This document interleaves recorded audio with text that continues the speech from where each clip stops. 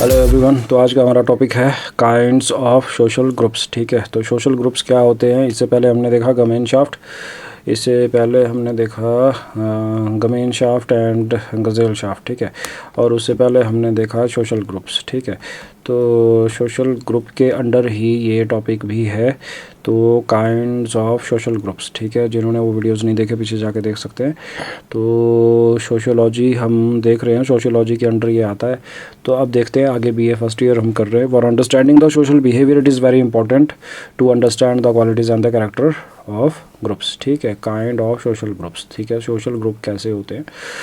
तो एक बात समझनी ज़रूरी है कि सोशल बिहेवियर को हम स्टडी कर रहे हैं, और सोशियोलॉजी में यही इंपॉर्टेंट एक चीज़ है कि सोशल बिहेवियर को बहुत ज़्यादा स्टडी किया जाता है। और सोशल बिहेवियर को स्टडी करने के लिए ये बहुत इंपॉर्टेंट है कि ग्रुप्स का नेचर हमें पता हो, उसकी क्वालिटीज़ हमें पता हो कि कैसे वो, कैसा उसका कैरेक्टर है, कैसी उसकी क्वालिटीज़ हैं ग्रुप्स की। लेकिन ये ग्रुपिंग होती कैसे, क्या वो ग्रुप्स मतलब कैसे ग्रुप्स होते हैं। The grouping of social groups is dependent on the magnitude of the bonding between individuals. ठीक है, तो इंडिविजुअल्स में जो ग्रुप के मेंबर्स हैं, इंडिविजुअल्स हैं, उनके बीच में जो बॉन्डिंग है उसका एक्सटेंट है कितना है।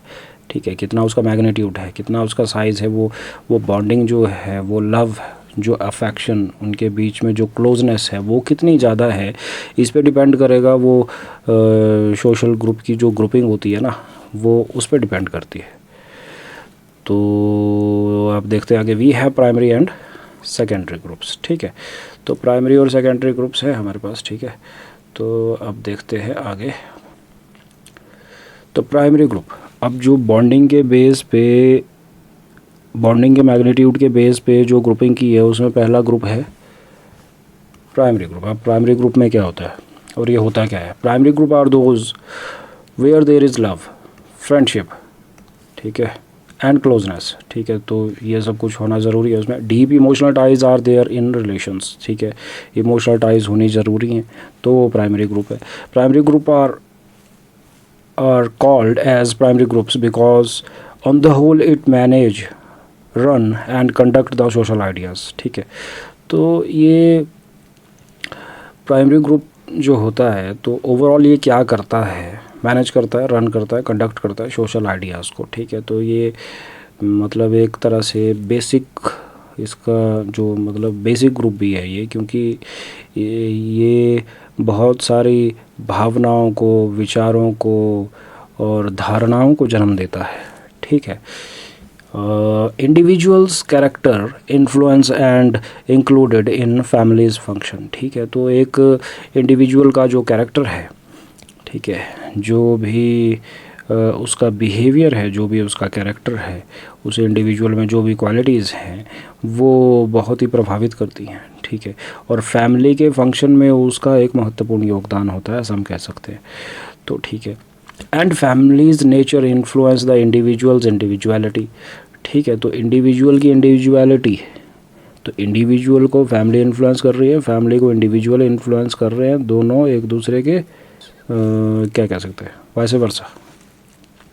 Family is a primary group which cast the conception and outlook of individual. ठीक है, तो फैमिली जो है किसी इंडिविजुअल की आउटलुक और किसी क्या उसका कंसेप्शन है इंडिविजुअल का, क्या उसका सोच है, विचार है, क्या उसका बिलीफ सिस्टम है, क्या उसका नेचर है इंडिविजुअल का, ये फैमिली काफ़ी हद तक प्रभावित करती है उस चीज़ को।